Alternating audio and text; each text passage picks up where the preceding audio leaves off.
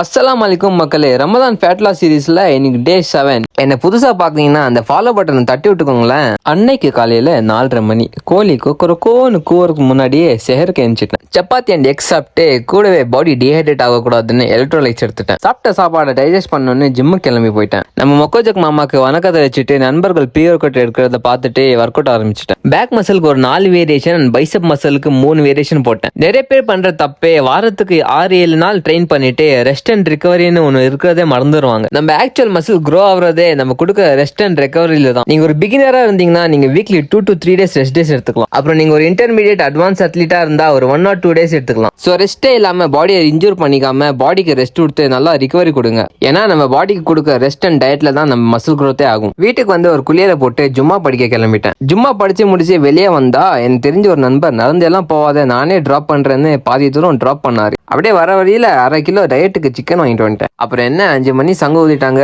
நோம்பு கஞ்சி வாங்க கிளம்பிட்டேன். நோம்பு கஞ்சி கொண்டு போய் வீட்டில் டெலிவரி பண்ணிட்டு டெய்லி இஃப்தார் வீட்டிலே தான் பண்றோம். சரி இன்னைக்கு பள்ளிக்கு போய் இஃப்தார் திறக்கலான்னு பள்ளிக்கு போயிட்டேன். இஃப்தார்ல லைட்டா டேட்ஸ் அண்ட் நோம்பு கஞ்சி மட்டும் குடிச்சிட்டு ஸ்ட்ரைட்டா பார்க் போயிட்டேன். வாக்கிங் பண்ணும்போது செம்ம பசி. ஸோ ஒரு ஃபுட்பால் வாங்கி சாப்பிட்டுட்டு அப்படியே வாக்கிங் பண்ணிட்டேன். அப்புறம் இஷான் தராவே முடிச்சுட்டு வீட்டுக்கு வந்து டின்னர் சாப்பிட்டு தூங்கிட்டேன்.